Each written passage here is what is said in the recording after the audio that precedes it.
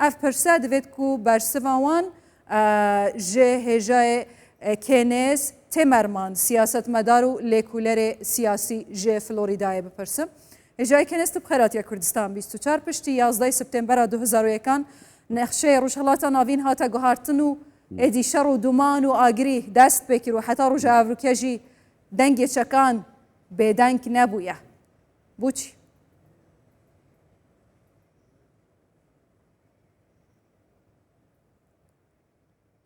اما پرسیارێکە لەو بڕوایەدام دەبێت ئاراستەی تونڕۆ ئیسلامیەکان بکرێت کە جەنگیان لە دژی ئەمریکا هەڵگیرزان پێش 11 سپتامبەر. لە ڕاستیدا ئەو جەنگە دەستی پێکرد بۆ کەسانی ئێمەلات ماماوە لە 1993 دەستی پێکرد کاتی یەکەم جار هێرش کرایە سەر تاوەری بازرگانی جیهانی ئەمەش لەلایەن شێخی کوێر کە مامۆستایەکی ئاینی میسری بوو هێرشەکەی کرد تا ئێستاش لە زیندانەکانی ئەمریکا ماوە قاعیدە کە ئەو کاتە ناسراو نەبوو دواتر چەند هێرشێکی دیکەی کردە سەر ویلایەتە یەکگرتووەکانی ئەمریکا لە سەردەمی ئیدارەی کلنتن ئێمەش هیچمان نەکرد بۆی وەڵامیان دەینەوە ئەوان دوو باڵوێزخانەی ئێمەیان لە ئەفریقا تەقاندەوە لە 1998 هەوڵیاندا کەشتی USS کۆڵن لە ساڵی 2000 نوقم بکەن ئەو کاتش هیچمان نەکرد دواتر زیاتر چاونەترستر بوون وای کرد لە 11 سپتامبەر هێرش بکەن کە ئێستا من لە فلۆریداوە قسەتان لەگەڵ دەکەم من چاوم لەسەر سەرۆکی ئەمریکا بووە چەند ساتێک لەمەوبەر گوتارەکەی تەواو کرد لە وەزارەتی بەرگری بۆ یادکردنەوەی ئەو هێرشە کە ساڵانە ئەو یادە دەکەینەوە هەموو ساڵێک لە ئەمریکا بەبیری خۆمان دێنینەوە لەو ساڵیادەدا چی ڕووداوە بەبیرە خۆمان دێنینەوە ئەو خەڵکانەی بوونە قوربانی ئەو خەڵکانەی کوژران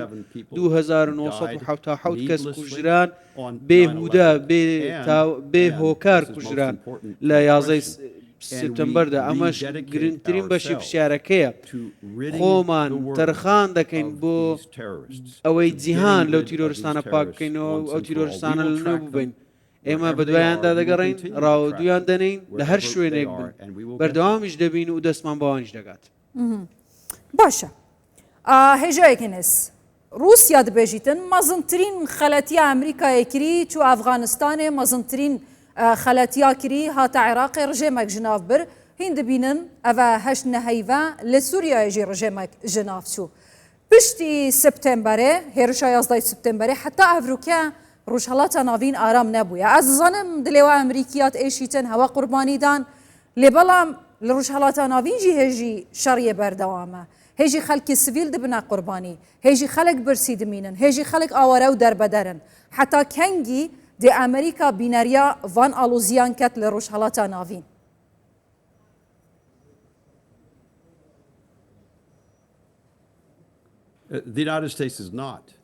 ئەمریکا تەنیا دانەنیشتووە سیر بکات ئێمە بە شێوێکی چالاک هەوڵمانداوە ڕێگری لێ بکەین چەندی ساڵ هەوڵماندا ئیسرائیل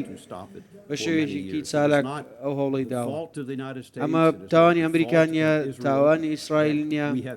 کە ئێمە دژمنمانەیە هەوڵ دەدەن ئێمە لەنێو ئێمە دژمنمانەیە کە بە بەردەوام هێرش دەکەنە سەرمان چەند ڕۆژێک لەمەوبەر کە تایبی حەزبوڵای عێراقی گروپێکی تیرۆریستی عێراقیە لەلایەن ئێران و پشتیوانی دەکرێت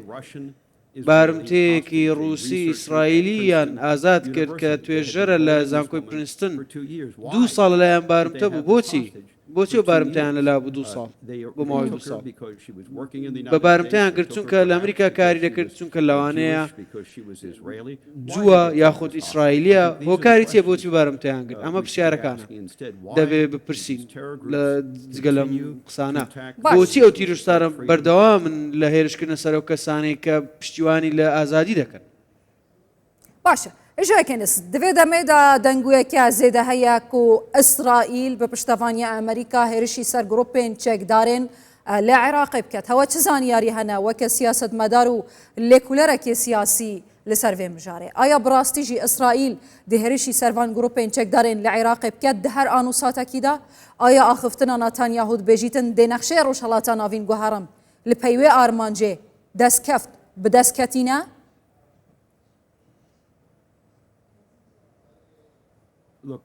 سیرکە کەتایب حزب الله بە دیاریکراوی گروپێکی تونڕەوە تند و تیژە من بەشێکیانم ناسیوە بەشێک لە ئەندامانیم بینیوە لە بەشێکی باکووری عێراق ئەوان دژە ئەمریکین دژە ئیسرائیلن ئەگەر هێرش بکەنە سەر ئیسرائیل وەڵامی دەبێت ئەگە هێرش نەکەنە سەر ئیسرائیل لە بڕۆیادانیم ئیسرائیل وەڵامیان داتەوە ئیسرائیلیەکان ئێستا لە بارودۆخێکدان هێرش دەکەنە سەر هەر کەسێک هێرش بکاتە سەریان لە ڕاستیدا لەو باوەڕەتدام بە گوێرەی یاسای نێودەوڵەتیش مافی خۆیانەوە کارە بکەن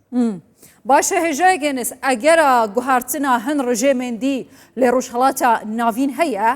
هەن دەسەڵاتێن دی لێ ڕۆژهەڵاتە ناوین هەیە بتایبەتی هەوە دیت لە عێراقی ڕژێمێک ژناف چوو پشتی هێرشە 11 سپتێمبەرێ لێ سووریای ڕژێمێک ژناف چوو هێرشە ئەمریکا و ئیسرائیلێ بوو سەر ئیرانێ هەبوو لێ ڕژێم ژناف نەچوو نوکە پرۆسایەکی ئاشتی چارەسەریە ممکن ناوێ ئەف بیتن لە تورکیا دەست بکریە لێ هێژی ئاشتی پێک نەهاتیە ئایا ئەگەرە گوهارتنە هەن دەسەڵاتێن دی لێ ڕۆژهەڵاتە ناوین هەیە بتایبەتی ئەڤ وڵاتێن من ناو دیسا لە ئینای ئیدارەی ترامپ زۆر بەڕاشکاوانە گوتوویەتی ئەوان سەیری ئەرکەکەیان ناکەن کە گۆڕینی ڕژێم بێت ئێمە کارمان گۆڕینی ڕژێم نابێت بەڵام ئەگەر ڕوویدا هەروەک لە سووریا ڕوویدا ئەو کاتە خۆمان چاوەڕ دەکەین و سیر دەکەین زانین چۆن دەبێت ئایا ئەمە دەرەنجامێکی ئەرێنی دەبێت یان نا ئەگەر دەرەنجامی ئەرێنی هەبوو هەوڵ دەدەین وزەی پێ بدەین یارمەتی بدەین بینیمان سەرۆکی نوێی سووریا ئەحمەد شەرع ئاساییە لای دەیەوێت قسە لەگەڵ ئیسرائیل بکات قسەی لەگەڵ بەرپرسانی ئیسرائیل کردووە بە شێوەیەکی نێنی و ئەگەریشی هەیە ڕێکەوتنێکی نێشتنی ململانەیان واژۆ بکەن ئەو کاتە کە لەگەڵ سەرۆک ترەمپیش چاوی پێکات ئەو ئیرادەی خۆی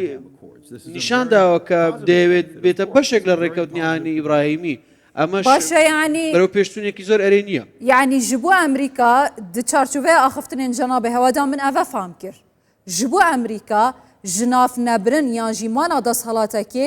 girêdayî peywendiyên wê desthilatê digel İsraîlê yan jî itîfaqa İbrahîmiye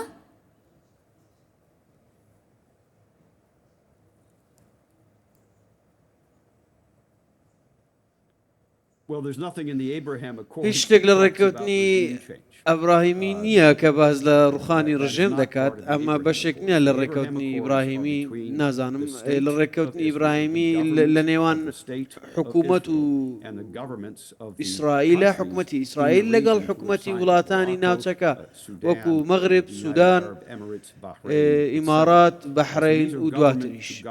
ئەمە ڕێکەوتنێکی نێوان حکوومەت حکوومەتە دەوڵەتە هیچ پەیوەندیەکی نییە بە ڕوخانی ڕژێم باشە هێژایگەنس بلاوە پرسیارە دماهیە بیتن بەشەکێ مازنە هێزین ئەمریکا ژە عێراقێ خوڤەکشاندن بەشەکێوان هاتنە هەرێما کوردستانی هەندێک چوونە ڕۆژاوای کوردستانی وێدی سەر بکوێت و وڵاتێن دی ئایا جهێ هەرێما کوردستانی ژڕووی ئەمنی سیاسیڤە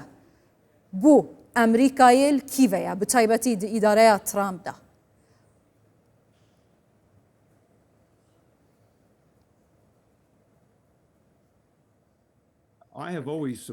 هەمیشە پشتیوانیم لە پەیوەندیەکی بەهێزی نێوان ویلایەتە یەکگرتووەکانی ئەمریکا و هەرێمی کوردستان کردووە لە عێراق لە بەرژەوەندی ئێمەدا باشترین بەرژەوەندی ئێمە و باشترین بەرژەوەندی گەلی کووردە ئەمە ڕووبدات هەرێمی کوردستان چەندین ساڵ بووەتە بربەستی دەستوەردانی وڵاتانی هەرێمی لە بەغدا حکوومەتی وڵاتانی هەرێمی وەکو بە بڵین حکوومەتی ئێران کە دەستوەردان و هەژمونی هەبووە لە بەغدا تا ڕادەیەک کاریگەریەکی نەرێنی هەبووە لە باکووری عێراق و هەرێمی کوردستان بۆیە پشتیوانی لە بەهێزی و پەیوەندیە دەکەم ئیدارەی ترامپ ناوێت لە عێراق دوور بخرێتەوە و بە هەمان شێوەش ناوێت هێزی سەربازی لە عێراق بە بەردەوامی هەبێت بەڵام هیواخوازم هێزیان لە هەرێمی کوردستان بمێنێت و هانیشیان دەدەم هێزیان بمێنێت باشە گەلەک سپاسیەتت کەم هێژایەکێنێس تیمەرمان سیاست مەدار و لێکولەرێ سیاسی ژە فلۆریدا ئەمریکای زۆر سپاس